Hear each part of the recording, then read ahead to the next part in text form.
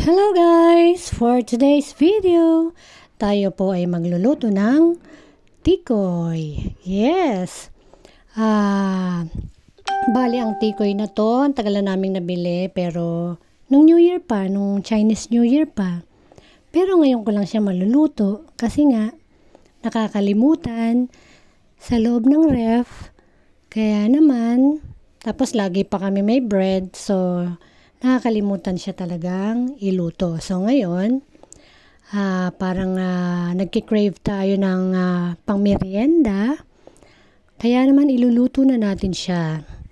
So yung gagawin kong pagluluto is yung traditional way. Yung nilalagyan lang siya ng itlog. Yun naman yung mga nakasanayan natin, di po ba? Yan, ikat natin ng ganyan nipis. So, kailangan yung kutsilyo natin is meron parang ngipin. Para dahil sa tigas ng tikoy, dahil galing siya sa ref, maganda siyang parang nilalagari. Yung may pinakangipin yung ating kutsilyo. So, pwede rin namang diinan mo na lang pababa, from top, pababa, ganun. So, kaya naman yung kutsilyo mo, lagyan mo ng mantika. Parang lalagyan mo siya ng plastic yung kutsilyo, tapos yung mismong plastic, lalagyan mo ng mantika. Yun yung mga way kung paano mo siya mahihiwa ng mabilis. Pero ako okay na to. I'm good sa ginagawa ko. Nahihiwa ko naman siya ng tama. At ayon sa aking gustong kapal. So, bali ang iluluto natin is kalahati nitong tikoy na to. Bali medium size kasi itong tikoy na to. At ang gagamitin natin is 2 large eggs. Okay. So, ganun lang kasimple. Ikakat natin. Then after, ikakat uli natin yan into 2 kasi masyadong mahaba. Di ba po? Pero okay din naman yan kung talagang gusto nyo ganyang kahaba. It's up to you. Kung anong trip nyo. Yan. Pero ako, ikakat ko siya in half. Para hindi siya ganong kahaba pag piniprito. Saka, ano lang siya, tamang size lang siya. Yan, ganyan. So, sa tingin ko, makapal pa nga yata yung pagkakakat ko, pero okay na yan. Yung ganyang kakapal, siguro, iluluto natin yan ng mga 1 minute and 30 seconds, o kaya hanggang 2 minutes kung gusto nyo medyo tostado. Pero ako siguro mga 1 minute and 30 seconds lang yan. Luto na sa akin yan. Kasi gusto ko yung talagang naluto lang siya. Ayoko nang na-overcook. Kasi pag overcook, tumitigas yung itlog at yung mismong tikoy. So yan, mag-whisk na tayo ng ating itlog. Yan, 2 itlog na large. So, yung ganyan na amount ng itlog is pwede na sa kalahati ng medium size na tikoy. Kung may sumobra man, pwede mo naman patak-patak doon sa every piece ng tikoy na iluluto mo. 'Di ba? Yung iba nilalagyan nila ng harina, ay dinidip muna nila sa harina, yung pinakatikoy para daw mas kapit na kapit yung itlog. Sa akin okay na, ganyan na yan. Kumakapit pa rin naman. Tapos yung iba nilalagyan ng asin yung itlog para may timpla. Okay na yan. Pwede rin namang may asin, pero nakalimutan ko kasing lagyan, kaya okay na yan.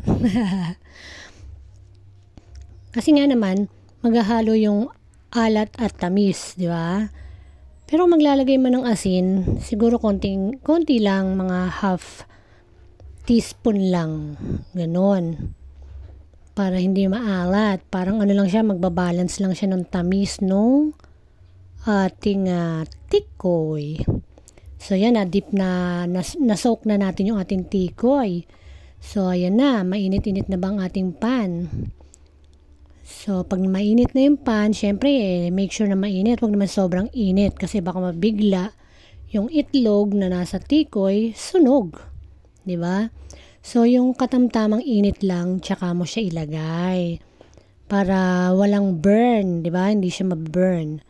So tender pa rin yung egg, tender pa rin yung tikoy. Ganon. Yung iba kasi parang walang ka-patient eh. Nilalagay nila. Ang init-init ng apoy.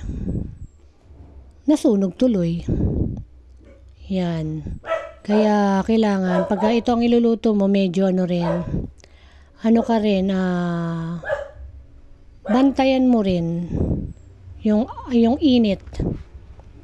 Kailangan yung init tama lang. Para hindi mapuwersa yung tikoy at itlog. Ang mahirap lang dito sa amin kapag maraming doggies, hindi ka makapag-vlog ng mapayapa. Pero okay lang yan. Ganun talaga. Ita-timing mo na lang na hindi sila kumakahol. Okay? Kasi pag kumahol ang isa, kakahulang lahat. Okay. So, ayan na. Pasensya na lang po sa ingay. Sa maingay kong background, pasensya na. So, ayan na. Paano ko malaman kung pwede nang baliktarin? So, gumagamit ako ng tinidor. Fork test. So, pagka ang tinidor ay lumubog agad, yun, pwede mo na siyang baliktarin. Pero pag hindi pa, medyo ayaw pa niyan lumusot, so hindi pa yun luto. Yun, tas pag binaliktad mo siya, talagang nag-brown na siya. Ganon. So, yan. Lumulusot na yung tinidor, kaya pwede nang baliktarin. Napakasarap nitong merienda. Pwede ring breakfast. Mabigat na breakfast to. Kaya kailangan hinay-hinay lang din ang amount. Kasi baka hindi tayo matunawan. Siguro, ang makakain ko dito is 4 na piraso. Yan, yung ganyan na size. Sa merienda yun pero pagka breakfast siguro mga 5 piraso. Ganon. Kasi medyo mahirap din tunawin ang ganitong klase ng pagkain. Medyo mabigat sa tiyan. Kaya hinay-hinay din. Pero ang sarap lang kasi niya, 'di ba? Matamis. Naghahalo yung lasa ng tamis, tapos yung itlog, 'di ba? So nakaka-miss din yung ganitong pagkain. Although every lang yata to, every Chinese New Year lang Or meron na rin nabibili year round. I don't know. Alam ko parang meron na rin nabibili year round. Tapos, yan. Pagkatapos niyan, iprito natin. Ilagay natin sa tissue, syempre. Para ma-absorb yung excess oil. Diba? Kasi alam mo na, kapag tikoy, mamantika talaga yan. Pagka kinain mo, lalo kung hindi mo siya ilalagay sa mantika, ay sa tissue, nako, siguradong kakainin mo lahat ng mantika. So, ayan, hinahango na natin ang ating first batch. Hindi natin in-overcrowd para maganda ang pagkakaluto. Yan na. So, wag natin i-overcrowd yung pan para maganda ang distribution ng heat, 'di ba? Maluluto sila ng maayos at sabay-sabay.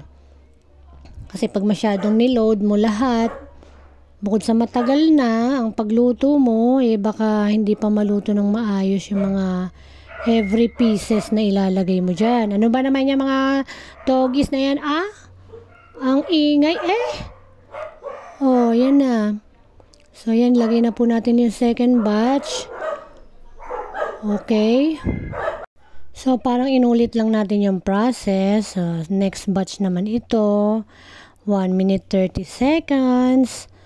Until light brown para talagang luto ang ating tikoy. So, hindi rin naman yan masarap kung hindi luto.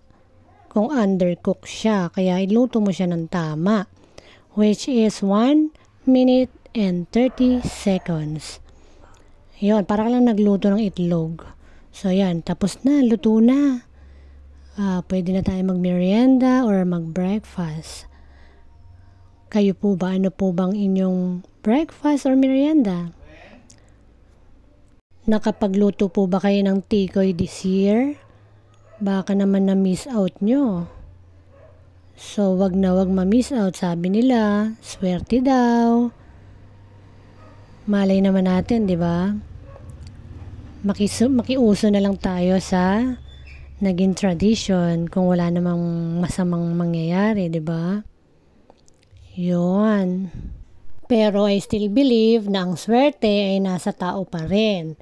Kung puro pampaswerte nga yung ginagawa mo, pero may mga ginagawa ka namang masasamang bagay, hindi ka rin suswertehin. So, nasa, ano mo yan, how you live your life. Diba? Kahit napakarami mong pampaswerte sa bahay, kung may ginagawa kang kababalaghan, yung mga pampaswerte mong yan, wala yung silbi, okay? So, live a very good life para swertihin ka sa buhay, okay? Bali, itong mga ganitong pampaswerteng sinasabi nila, parang guide lang yan sa atin. Or sometimes it's just a business, but ang all in all, yung pamumuhay mo pa rin ang titingnan mo para ikaw ay swertihin sa buhay, di ba? Well, anyways, ano pa man, napakasarap ng tikoy, pero hinay-hinay lang para tayo ay wag naman na masobrahan, okay? Dahil napakatamis din po nito at baka tayo ma-diabetic naman, di ba? So, yun lang. Sana po nakatulong ang video ito para ikaw ay matutong magluto ng tikoy. So, see you in the next one. Thanks for watching. Bye. God bless everyone. This is so yummy. Let's eat.